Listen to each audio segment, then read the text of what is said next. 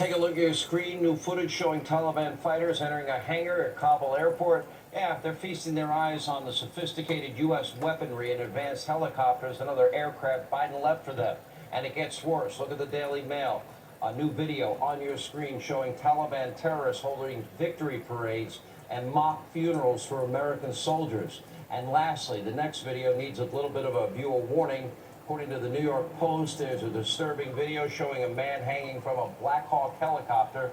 We've not independently verified it, but we're investigating who exactly is hanging from that chopper and the details surrounding that footage. Here now with reaction, former State Department spokeswoman Morgan Ortagus and Congressman Michael Waltz.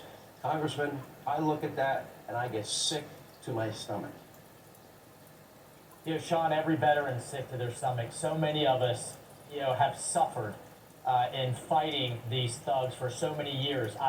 They've beheaded one of my interpreters in front of his entire family. I've seen them machine gun a girls' school with the girls still in it, and just brutally terrorize anyone who doesn't comport to their version of Sharia law. But we are about to see the Biden administration hand them a mountain of leverage on a silver platter in the form of American citizens that are now hostages, and then pay them ransom in the form of humanitarian aid as they lurch towards recognizing this Islamic emirate.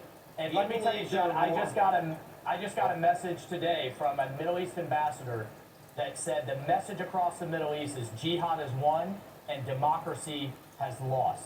That's where the Biden administration's left us. How many Americans are behind enemy lines? Because I believe we're being lied to, and I have sources in the Senate, in the House, that say it could be 1,000 or more. We're in touch with hundreds, literally, Sean, as we speak, that are still trying to get out through these veteran networks because we're having to step up where the State Department is not. But if you multiply that by their families, by the green card holders, by the legal permanent residents, all of which have been left behind, yeah, I do think we're up in the thousands. Yeah. And the administration's manipulating these numbers and then shrugging their shoulders. It's only a few hundred. It's outrageous. Morgan, you work with Secretary of State Pompeo. This was not what the deal he worked out and President Trump worked out. They were told repeatedly they'd be obliterated if they didn't follow every dotted I and crossed T. Yeah, the Taliban understand one thing, and that's a gun to their head, Sean. And if you don't have a gun to their head in the negotiation, then they're going to do whatever they want to do. And that's the fundamental problem that the Biden administration has in talking with the Taliban right now, talking to the Iranians, talking to the Chinese, talking to Maduro and the Venezuelans. It doesn't matter who it is. Whatever negotiation they are in, they don't understand the simple concept of having leverage and having strength behind your words and what you say.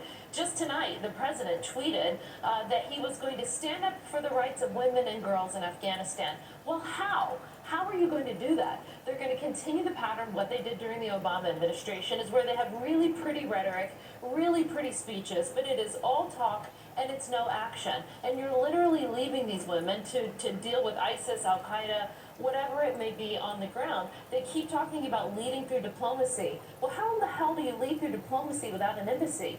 And I think the one thing that Mike has been talking about, the congressman, is that I think that we are probably looking at them trying to recognize the Taliban as the official government of Afghanistan. I think they're going to try to perhaps get the $9.5 billion in government of Afghanistan reserves here in the United States back to the Taliban.